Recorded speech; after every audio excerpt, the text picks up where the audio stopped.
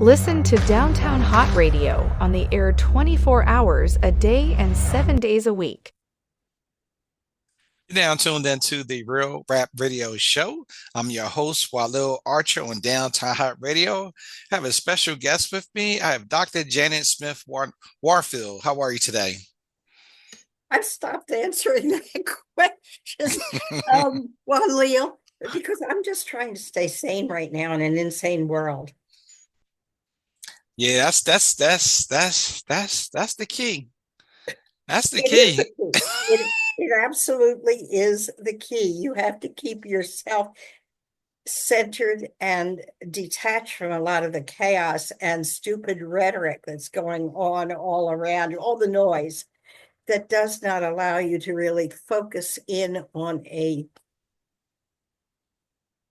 center point of stillness or beingness or present moment awareness. And there are lots of words I can use to kind of point my finger at the experience that I'm talking about.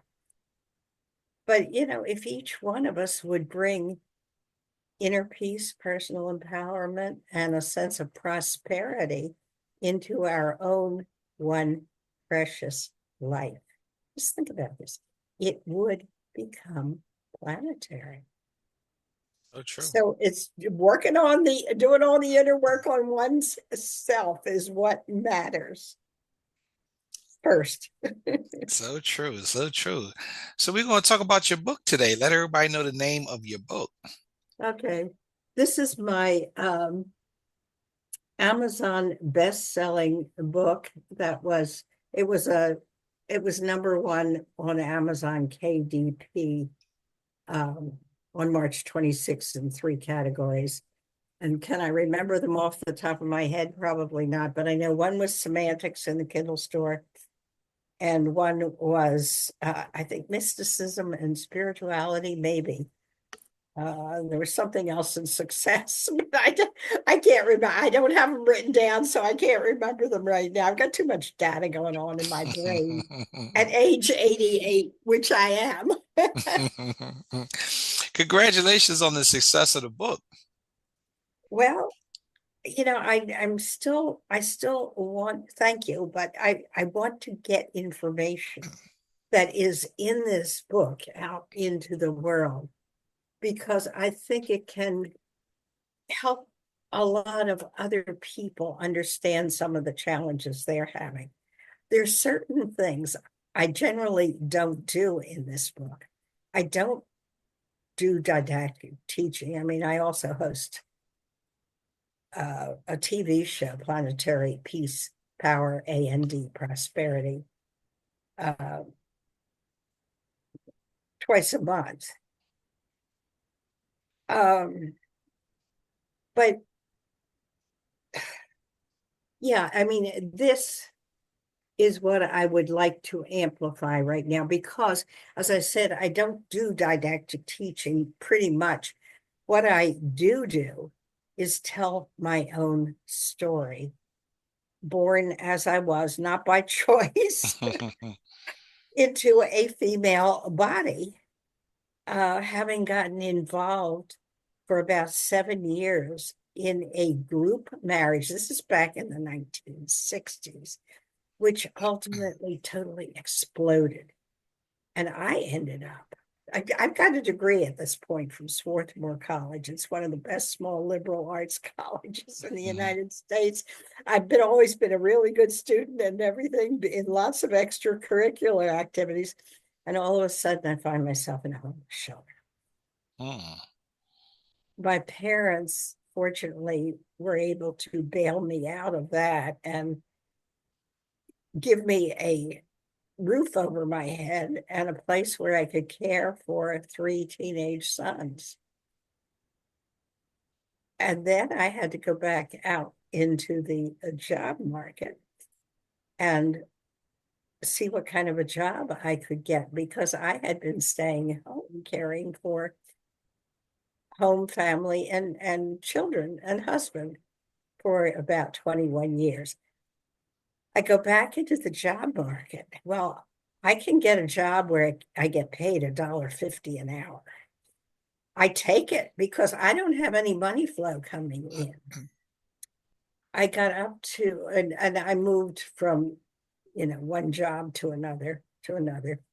And then I got a job where I was getting paid $4.50 an hour. This is probably back in the 70s, 1970s. And then I didn't want to be there anymore. This thought had never entered my head at age 20 to go to law school. But that was what it was the only thing I could do at that point. So I applied to Rutgers School of Law, Camden. Surprisingly to me, I got accepted. I knew because I was a woman, I knew I would have to work 10 times as hard as any male to even get a job in the legal profession in 1980, which is when I graduated. I went through a part-time program. I commuted from Vineland, New Jersey up to Rutgers School of Law 3 times a week, which was in Camden at the time, and the one I went to was in Camden. And I studied like crazy. And I learned to get every tiny detail down on paper and under control. So I learned the tools, and I graduated from Rutgers cum laude in 1980. I did receive a job offer from a major Atlantic City law firm at that point in time. I think for them, it was just, oh, well, let's hire a token female. That'll look really good for us. But, I got paid a little more money than I'd been getting paid before. I probably should have taken a job offer with a local chancery judge, but right at that point, I was looking to bring in some money to just physically support me and my sons. And it was not easy. My life has been extremely challenging. There is a theme, a major, do you know what archetypes are? Are you familiar with that term? I heard it, but I'm not sure. They're kind of patterns that keep repeating themselves over and over and over again. Well, one of the major patterns repeating itself in my life, and I think in the lives probably of many, many other people, is the bully coward archetype. This guy who thinks he can ram you down and make you do what he wants you to do and scare the, I won't put the word in there, scare everything out of you. I don't know whether you've ever been in a position where you've been abused or taunted by other men. For me, it's been mostly men who want to ram me down and have me do stuff for them for free and not really respect the value that I bring to them. And, there's a part of me that really wants to serve people. I have an elevator speech, which I put together a long time ago. I serve wisdom seekers who want understanding and clarity so they can live peaceful, powerful, prosperous lives. So that's my vision and mission right now. And I don't always succeed because each one of us is unique on this planet. And I can't guess what is in somebody's mind at a particular point in time or what they may need unless they actually are willing to offer me that information and just say, can you help me? This is what I need right now. And I have to say the same thing to other people sometimes. This is what I need. Can you support me? I probably should let you do a little bit of the talking here, but I'm just thinking, I just went through two hurricanes, Helene and Milton. Right now, I'm in Sarasota, Florida. Milton made landfall on the barrier island that's 10 minutes from where I live. We were actually in that eye of the storm for about an hour, where it was really peaceful. The wind stopped. The rains, I don't remember whether the rain stopped, but the wind definitely stopped for about an hour. And then, of course, it started up again. Fortunately, I have hurricane windows. I'm fine. My condo is fine. But if you go out in Sarasota, there are tree branches down all over the place. And I actually spoke with a gentleman who had been living out on St. Armand's Key, which is another one of the barrier islands. He lost everything. The barrier islands have been totally destroyed. So, what would you like to know? But tell us, how did you come up with the title for your book? Well, the heroine's journey part of it, I spoke with someone who was mentoring me at the time.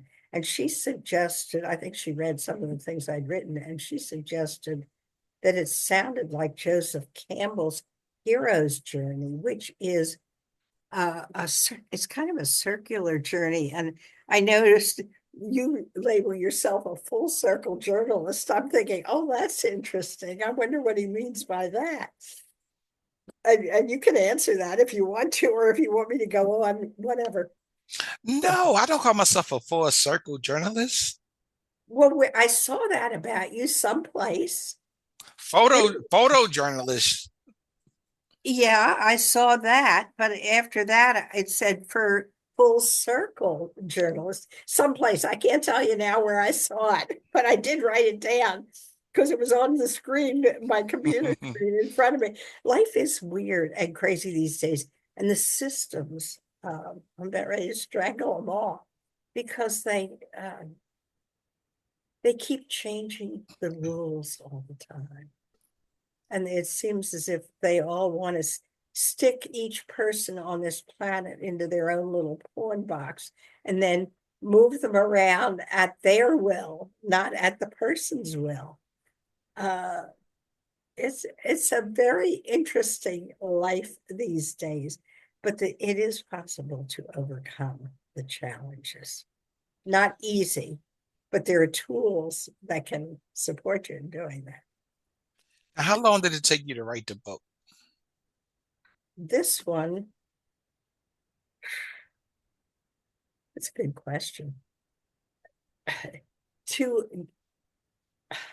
Because I worked with a whole pile of mentors, and I spent hours and hours and hours just writing and rewriting and then adding new materials and trying to put it into that same structure as Joseph Campbell's hero's journey, which is a circular structure. If you go on the internet and you do a search for it, or you can do a search for the heroine's journey, which is something initiated by a woman named Maureen Murdoch, because her thinking was the heroine's journey is different from the hero's journey. And I think that's true. That's been my experience.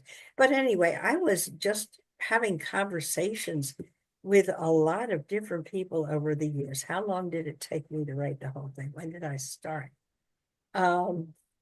Probably clearly after 2007, when I self-published my first book, which is Shift, Change Your Words, Change Your World. There are actually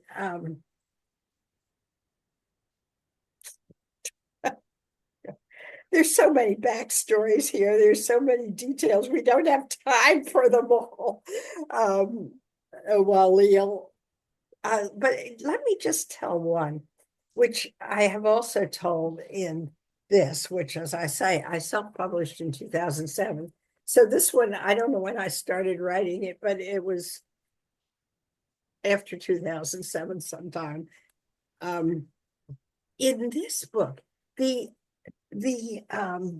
experience that started me out on this path, as opposed to writing books, the books came afterwards, was when I was a young mother around 30 years old. I had three young sons. I had my hands full with three little boys, preschoolers to take care of. My oldest son began wetting the bed. He'd been toilet trained, and then all of a sudden, he starts wetting the bed. And as the perfect mother, of course, I feel I have to change the sheets every morning and wash his pajamas and then put the bed back together again. It was the last thing I needed. I thought, this has got to stop, but how do I stop it? So, I ignored it for a while. That didn't work. The bed was still wet every morning. I sat down and had a conversation with him and listened really carefully to me. Everything I was saying. The next morning, the bed was still wet. I'm getting more and more frustrated because nothing I'm doing is working. And then I think I may even have raised my voice or spanked him once. And then I knew I was getting out of control and I had no solution. This is kind of really a backstory to this, but it's the story itself, and a couple other amazing stories are included in this book. So then my mother gave me a book. You talk about, how you learn. She gave me a book called Summerhill by a gentleman named A.S. Neal. He had a boarding school in England, and he had a really strange method of dealing with kids that were disrupting his classes. He didn't make them stand in a corner until they could be good. He didn't make them sit down and write 100 times, "I will be good." He didn't put them in the cloakroom for the rest of the day. Didn't do any of that. Do you know what he did? He gave them a penny every time they were, punching another kid in the class or interrupting the teaching. I'm thinking, did what? Why would you reward a child for bad behavior? But then I figured, well, I'm at my wit's end. I don't know what else to try. So I'm going to try this. Next morning, the bed's wet. I don't say a word. I don't know what I'm doing. I just have a model to follow. I don't know what I'm doing. I pull a penny out of my wallet. I don't say a word. I just give Bill the penny and walk away. And he kind of looks up at me as if, what's wrong with her this morning? This is not normal mother behavior. But he never wet the bed again. Wow. And yeah, I'm just like blown away. I don't understand why this is happening, but I know I need to understand it. And I'm suddenly on a new path. And I don't know where I'm going. And I don't even know what's guiding me. But something is kind of giving me directions. There are two more stories in this book that happened, two other experiences that happened. One with kids in the backyard, one with a man at the front door. And at that point, I suddenly had this transformational experience. This was with a man at the door, where suddenly, why do thoughts suddenly pop into your head out of no place? And you think, why am I suddenly thinking about that thing that happened 20 years ago or that I read someplace? But the words that came into my mind were resist, from the Bible, resist not evil, but turn the other cheek. And all of a sudden, I understood the depth of meaning of those words, because that had been exactly the path I was following in my own life and getting these amazing results. that And, we're, instead of ending up like this in a power against dynamic, we were ending up in a power with dynamic. And it's interesting because where we were friends, we were aligned, we went in different directions sometimes, but we were not in this dynamic fighting with one another and angry at one another and, using ugly rhetoric against one another. We were like this. Now, another interesting thing is if you stop this motion, get this, it's the Christian symbol for prayer. It's the Buddhist symbol for namaste. It's a power with dynamic. And it's not only a power with another person, but it's also, this is really hard to verbalize, but it's a power with an energy or a spirit, or you can call it God or Allah or something, where you are immersed in and connected with that energy. And if you are not afraid of it, if you allow it to flow through you and out into the world, miracles happen. It's just, it's mind blowing. And then it's, this is not what anybody taught me about.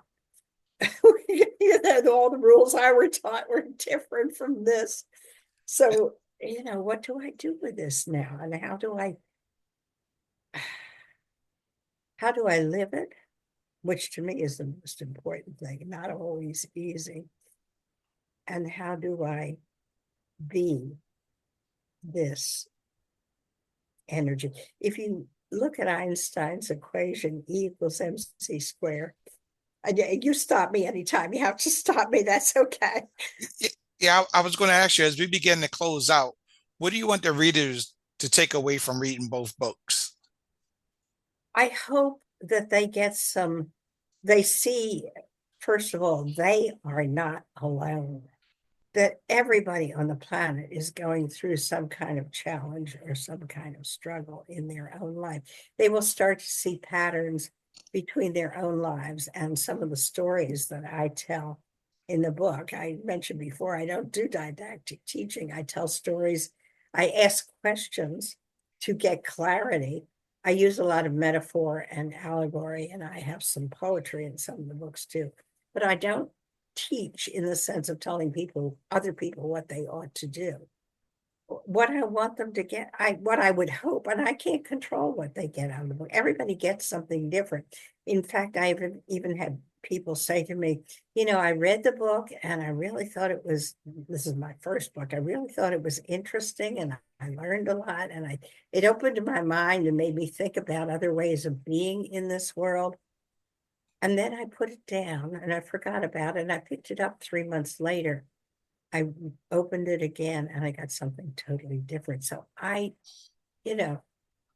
putting it out into the world. People can buy it or not. I don't care if they buy it. The money will go to support the foundation, Planetary Peace Power, and prosperity.org. And there is a website for that. But I can't control what people get out of it because everyone who reads it gets something different. And But where can they almost everybody who gets it, who buys it, gets something. and where can they purchase the book from? Any place. They can purchase those books. And I also have articles actually in other books too. For example, I have a long article on fear in this book, Lawyers as Peacemakers, Practicing a Holistic Problem-Solving Law. I did mediation for years. I also have an article I don't know whether you've heard the name Neil Donald Walsh, but this is another book. This is called God Talk. So I have an article in this, and also a friend of mine who just went through Hurricane Helene up in the Western Mountains of North Carolina. I have something in her book as well. Cynthia Diane Clayton, who Dr. Cynthia Clayton is the way she has her name on the book. I don't even remember what I've got in here, but this is a compendium. So I've got lots of material out there. People can go do a Google search for me if they want to find my book. I know it's in Barnes and Noble. It's in thrift books, I'm pretty sure, indie books. Go do a search for my name, a Google search or whatever, and you will put in Surrendering into Soul, and you will find plenty of places where it's available. Awesome. So that's our time for today on a Real Rap Radio show, Dr. Janet Smith Warfield. So I'd like to thank you for doing the interview. Thank you. My pleasure. So that's our time today on the Real Rap Radio show. And I'll see you guys next time on the Real Rap Radio show with Walil Archer on Downtown Hott Radio. Peace and blessings, everyone. Listen to Downtown Hott Radio on the air 24 hours a day and 7 days a week. Tune in by downloading the Downtown Hott Radio's mobile app. Listen on our website, www.downtownhottradio.com.